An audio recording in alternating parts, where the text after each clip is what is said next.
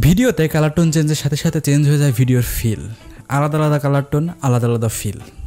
আজ আমরা দেখব কিভাবে আনতে হয় এই চেঞ্জ ম্যানুয়ালি। দেয়ালে নতুন রং করার সময় রং মিস্ত্রি কী করে, আগের কালারগুলো সিরিজ কাগজ দিয়ে ঘষে ঘষে তুলে ফেলে, তারপর নতুন রং মারে। ভিডিওর ক্ষেত্রেও সেম, আগের কালার তুলে দিতে হবে অলমোস্ট, একদম সাদা কালো না, অলমোস্ট সাদা কালো।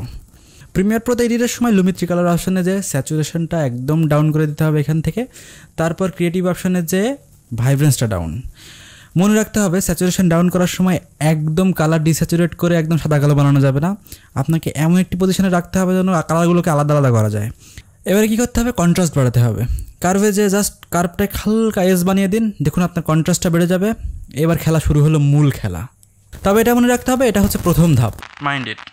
Make contrast by S curve and এরপরে কালার হুইল থেকে জাস্ট শ্যাডো, মিড, হাইলাইট, যে যে কালার দিতে চান আর কি, যে যে কালার টোন আনতে চান সেই সমস্ত কালার জাস্ট হালকা করে কালার টোনটা আনবেন।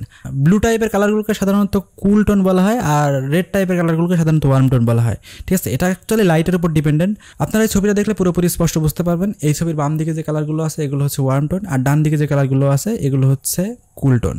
নর্মাল রুলস হলো শ্যাডোতে কুল টোন হলে হাইলাইটসে ওয়ার্ম টোন ইউজ করতে হবে, বাট এক্ষেত্রে যদি আপনি শ্যাডোতে কুল টোন আর হাইলাইটসে ওয়ার্ম টোন ইউজ করেন সেক্ষেত্রে আপনার হবে কি, যে আপনার পুরো ভিডিও অর্থাৎ মিড টোন, শ্যাডো কিংবা হাইলাইট একে অপরকে খাওয়া দাওয়া শুরু করে দেবে। অর্থাৎ এখানে যদি হাইলাইটের পরিমাণ বেশি থাকে তাহলে হাইলাইটের টোনটা দেখা যাবে, কারণ আপনি অলরেডি ভিডিও ডিস্যাচুরেটেড করে ফেলেছেন।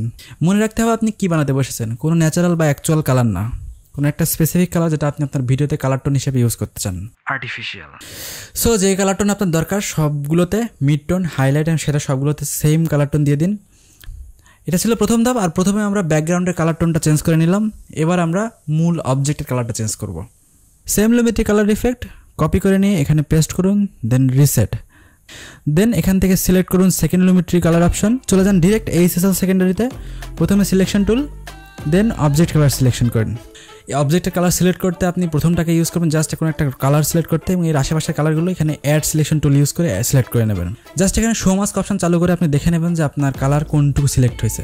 দেন চলে যান আপনার কালার হুইল অপশানে, যান প্রাণ ছেড়ে দিয়ে কালার বসান, একটু রয়েছে দেখুন আপনার অবজেক্টের কালার চেঞ্জ হয়ে গেছে। আর ব্যাকগ্রাউন্ড আর অবজেক্টের কালারে কন্ট্রাস্ট রাখার জন্য আপনি exact opposite colour tone use করবেন। এক্ষেত্রে আপনি ইউজ করতে পারেন টিল অরেঞ্জ কিংবা রেড সায়ান, যে কোনো একটা আপনার ইচ্ছা মতো। আপনি এটা অনলাইনে সার্চ করে নিজের ইচ্ছা মতো বসায় দেখতে পারেন। এক্সপেরিমেন্ট করতে ভুলবেন না, কারণ ভিডিও এডিটিংয়ের ক্ষেত্রে যে কোনো একটা কিছু শেখার জন্য আপনাকে অবশ্যই এক্সপেরিমেন্ট করতে হবে, অবশ্যই এক্সপেরিমেন্ট করতে হবে। এবার ওভারঅল খেয়াল করে দেখুন কী হলো, আপনার ব্যাকগ্রাউন্ডের কালার কারেকশন আপনার হাতে, আপনি যে কোনো ইচ্ছা মতো আপনার কালার কারেক্ট করতে থাকবেন।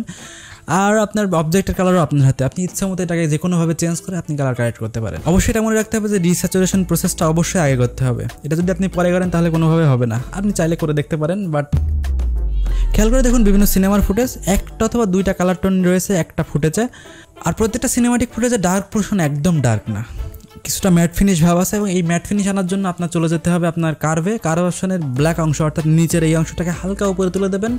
এই পোর্শনটাকে বলা হয় ব্ল্যাক, এবং এই পোর্শনটাকে যদি আপনি হালকা উপরে তুলে দিন তাহলে এখানে একটা ম্যাট ফিনিশ ভাব আসবে। এবং এই ম্যাট ফিনিশ আসবে কারণ কালোর মধ্যে কিছু কিছু সাদা অংশ যুক্ত হয়েছে, এবং যার কারণে একটা ম্যাট ফিনিশ ভাব আসবে এবং সিনেমাটিক ভাব আসবে।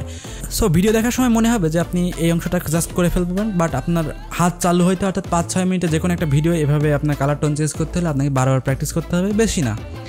4-5টা ভিডিও প্র্যাকটিস করার পর আপনার হাত মোটামুটি চালু হয়ে যাবে, তারপর থেকে আপনি স্মুথলি সব কাজ করতে পারবেন।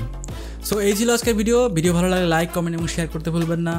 ভিডিও এডিট করতে হলে, ভিডিওর কালার গ্রেডিং শিখতে হলে ইচ্ছা মতো সারাদিন রাত না, যতক্ষণ আপনি কালার গ্রেডিং শিখবেন ততক্ষণ আপনি কালার এক্সপেরিমেন্ট করতে থাকবেন।